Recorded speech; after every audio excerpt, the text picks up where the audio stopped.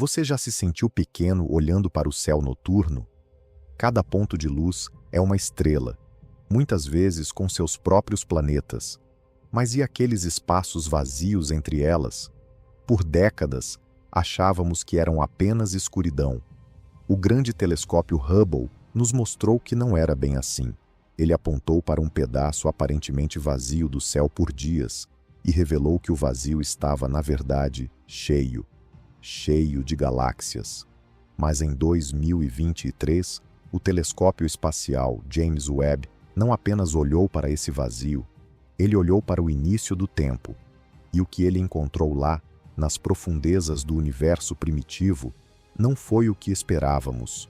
Ele encontrou monstros, galáxias massivas, brilhantes e bem formadas que, segundo nossos melhores modelos científicos, simplesmente não deveriam existir.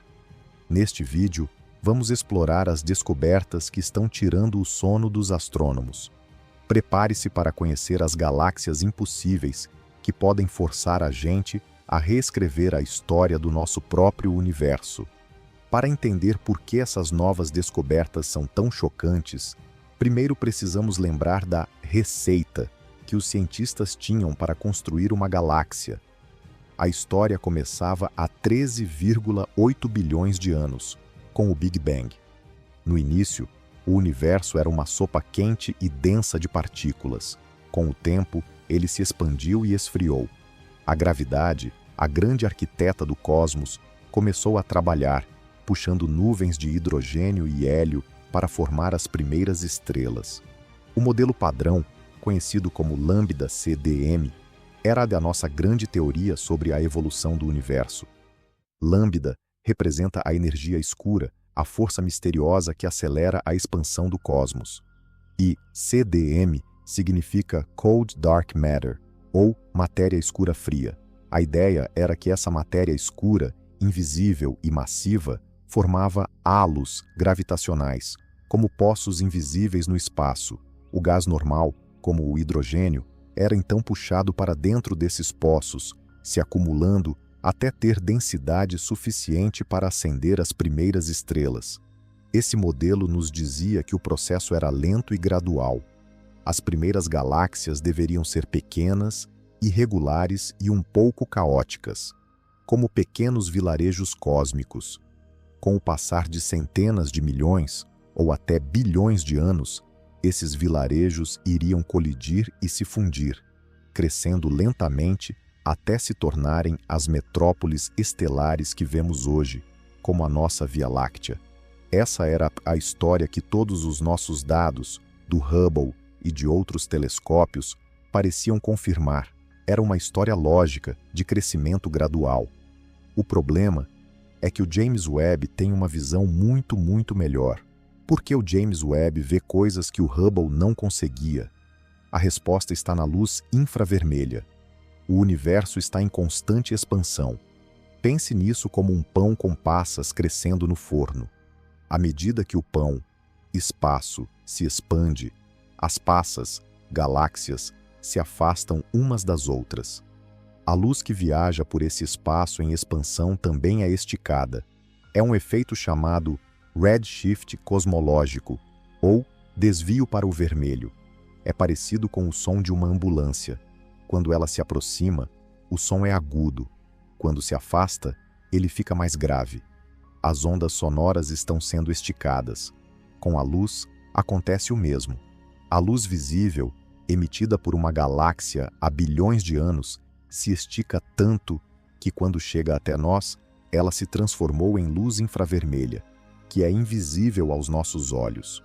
O Hubble era bom em ver luz visível, mas seus olhos infravermelhos eram limitados.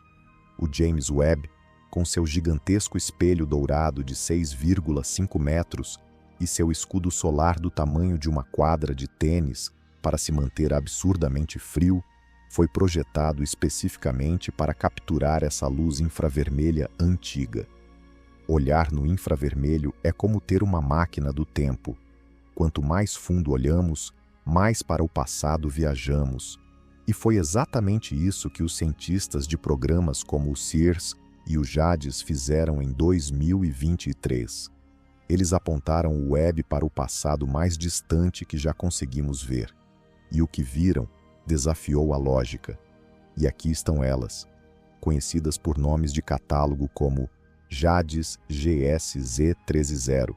Elas não parecem muito impressionantes à primeira vista, apenas pequenos borrões vermelhos. Mas esses borrões estão prestes a quebrar a cosmologia. A luz desses objetos viajou por mais de 13 bilhões de anos para chegar até nós. Isso significa que estamos vendo como elas eram quando o universo era um bebê, com apenas 500 a 700 milhões de anos de idade. Para colocar em perspectiva, se a vida do universo fosse um ano inteiro, estaríamos olhando para os primeiros dias de janeiro. E aqui está o problema. Elas são grandes, massivas.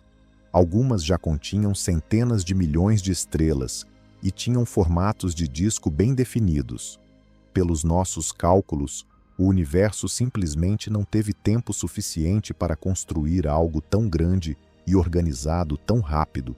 Havia um orçamento de matéria disponível no universo primitivo, e essas galáxias parecem ter gasto muito mais do que tinham.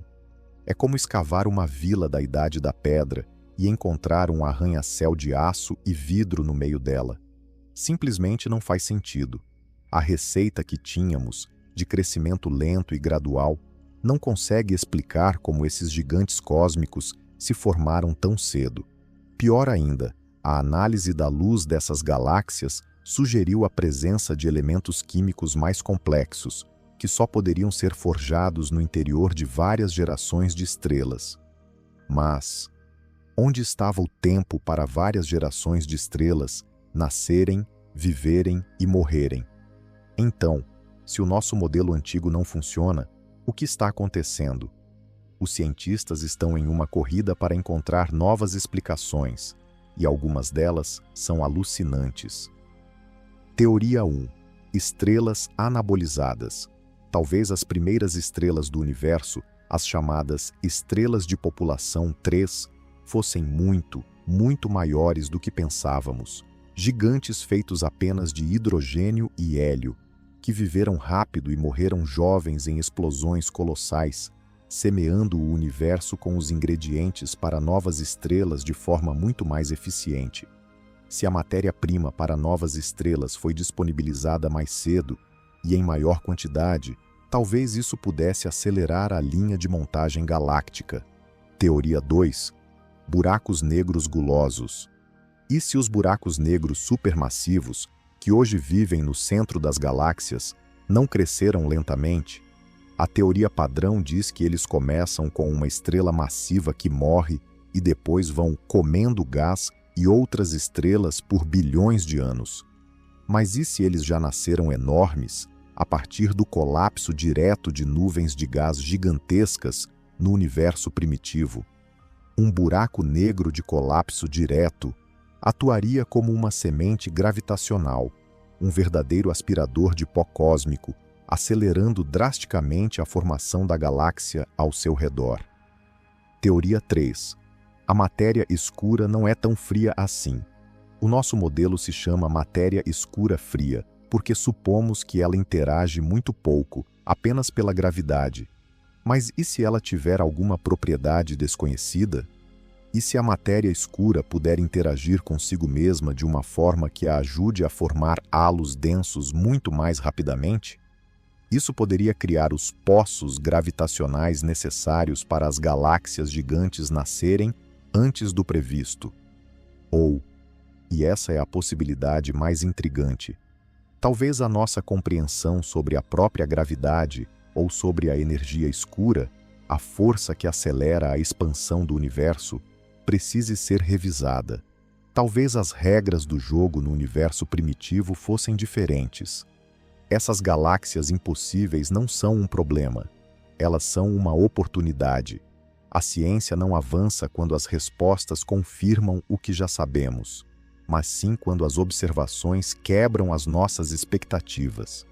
Cada grande salto no conhecimento humano começou com uma anomalia, um dado que simplesmente não se encaixava. O telescópio espacial.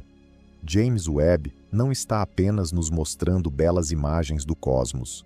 Ele está nos entregando as peças de um quebra-cabeça que não sabíamos que existia.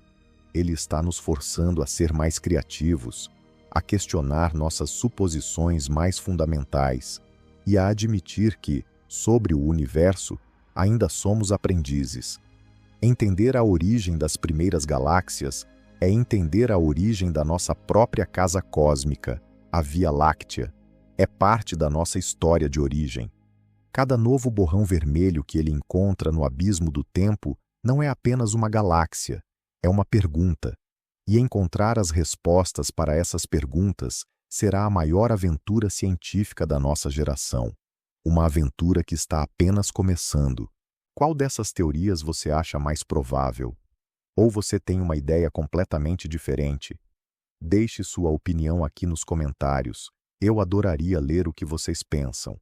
Se você gostou desta viagem até o início do tempo, não se esqueça de deixar o seu like, se inscrever no canal e ativar o sininho para não perder nossas próximas explorações.